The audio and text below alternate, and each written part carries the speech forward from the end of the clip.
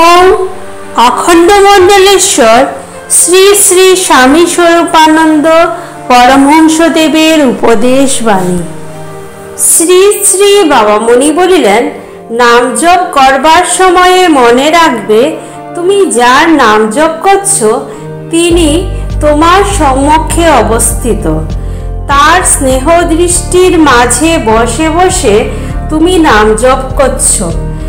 তুমি যে মনে মনে নাম করছো তা তিনি তার চির সজাগ কর্ণে শুনতে পাচ্ছেন। একটি ডাকও তোমার বৃথা যাচ্ছে না, সব তার হিসাবে আসছে। তিনি স্বচক্ষে সব দেখছেন, সকর্ণে সব শুনছেন। জপকে প্রগাঢ় করবার জন্য এই ভাবকে আগে অন্তরে প্রগাঢ় করো। যে যতটা পারো নিজের অভাব নিজে মোচন করো। তোমার অভাব মোচনের জন্য অপরের সাহায্যের প্রতীক্ষায় বসে থেকো না। তোমার দুঃখের প্রতিকার, তোমার অভাবের বিদূরণ ভগবান এসে করে দেবেন ভেবে ভগবানের উপরেও ভার দিও না। ভগবান তো সব কিছুই করতে পারেন, কিন্তু তবু তিনি কত কিছু করার ক্ষমতা তোমাকে দিয়েছেন। সেই ক্ষমতার তুমি সদ্ব্যবহার করো, এটা নিশ্চয়ই ভগবানের অভিপ্রায়। এ অভিপ্রায় না থাকলে তোমাকে সে সব ক্ষমতা তিনি দিতেন না। সত্য বটে, তোমার সকল ক্ষমতাই সীমাবদ্ধ, কিন্তু ভগবদ্দত্ত ক্ষমতার পূর্ণ সৎপ্রয়োগে যে ক্ষমতার পরিমাণ বাড়ে একথাও তো প্রত্যক্ষ সিদ্ধ। এ থেকেই বোঝা যাচ্ছে যে ভগবদ্দত্ত ক্ষমতাগুলি মঙ্গল কর্মে ব্যবহার করে কাজে লাগাও, এটা ভগবদ্ভিপ্রায়। অস্বীকৃত হয়েও তুমি নিজেকে যত শক্তিমান মনে করো তুমি তত শক্তিমান নও, এই হলো তোমার ক্ষমতার সীমা। আবার হতাশ নিরাশ হয়ে মানসিক দুর্বলতার প্রভাবে তুমি তোমাকে যত অক্ষম, যত ক্ষীণবীর্য মনে করো তুমি তত অক্ষম ও ক্ষীণবীর্য নও, এই হলো তোমার ক্ষমতার বিশেষত্ব। ভগবানের কাছে বিপদকালে তুমি যে সাহায্য প্রার্থনা করো সেই সাহায্য লাভের অধিকাংশ শক্তি তিনি জন্ম থেকে তোমার ভাণ্ডারে দিয়ে রেখেছেন। একথা বিশ্বাস করার নামই আত্মবিশ্বাস। বিরাট হও, পবিত্র হও। ক্ষুদ্র তুচ্ছ নগণ্য অতীতকে যে মনের ভিতরে পুষিয়া রাখে, জগতের কোনো বিশাল কর্ম বা মহতী প্রতিষ্ঠা তার কাছে ঘেঁষিতে পারে না। দেহে মনে প্রাণে বিরাটের সেবায় সার্থকতা অর্জনের পন্থা। আশীর্বাদ করি, বিরাট হও, মহৎ হও, মঙ্গলময় হও। অপবিত্রতাই চিত্তের সংকীর্ণতাকে শ্রীবৃদ্ধি সম্পন্ন করে।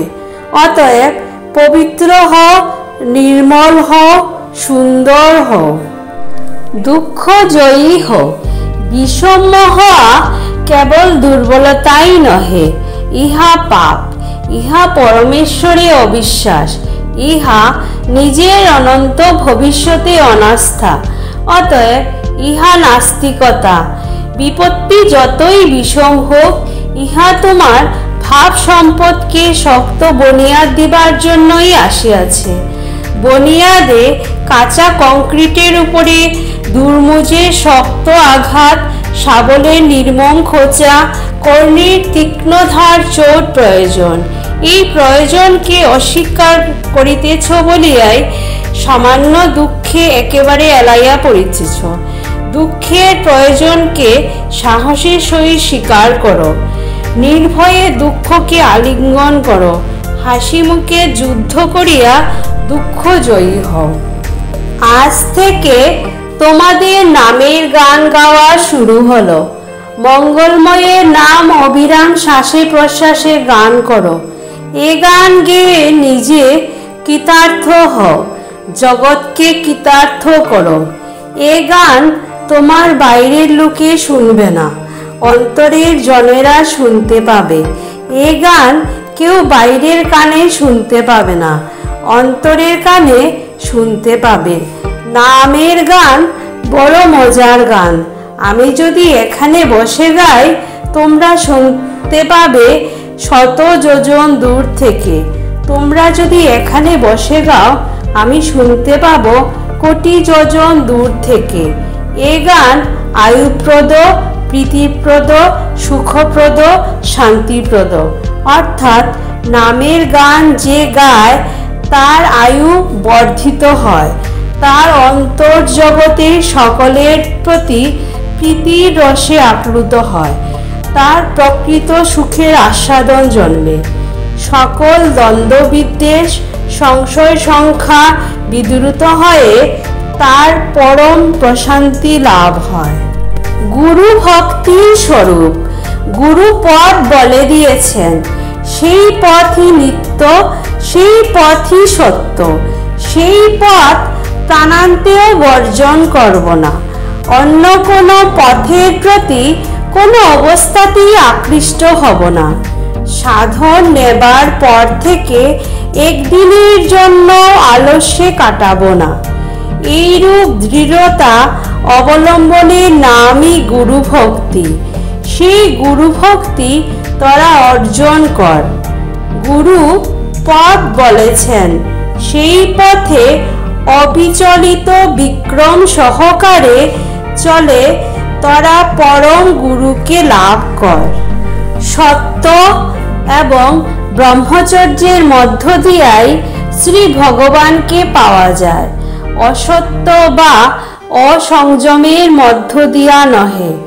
যাহারা দিবারাত্রি মিথ্যা কথা বলে, আবার নাম কীর্তনে বসিলে 42 কলসি চক্ষুর জল ছাড়ে, তাহারা প্রেমিক নহে, হণ্ড। সমবেত উপাসনার সুর তুমি জানো না, শিখতে পারোনি, এজন্য লজ্জার কোনো কারণ নেই।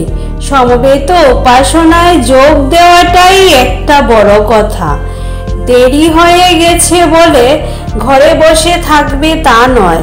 অর্ধেক উপাসনা হয়ে গেছে হোক, তুমি শেষ সময়টায় এসেও সমবেত উপাসনায় যোগ দিতে পেরেছ, সেটাই এক মহা সৌভাগ্য বলে জানবে। ভগবানের জাত বিচার। ভগবানের জাত বিচার নেই, তিনি সকল জাতির নিকট সকল জাতির আপন। ছোট বড় সবাই তার স্নেহের কোলে ঠাঁই পায়। যে তাকে চায় সেই তাকে পায়, এমনকি যে তাকে চায় না, পরম দয়াল তাকেও কোলে তুলে নেন। আস্তিক নাস্তিক, বিশ্বাসী অবিশ্বাসী, তিনি সকলের জন্য। ব্রহ্মাণ্ডের একটি ক্ষুদ্র তৃণকেও তিনি উপেক্ষা করেন না, অগ্রাহ্য করেন না। ভাবিয়া দেখো বাবা, দীক্ষা নিয়াছ তবু অন্তরে প্রেম আসে না কেন? দীক্ষা তো নবজন্ম, দীক্ষা তো জীবন ধারণা রূপান্তর, দীক্ষা তো অন্তরের চিরপুরাতন সকল সংস্কারের নবরূপায়ণ। দীক্ষা হইল, তবু প্রেমিক হইলে না, বল কেন ইহা হইল?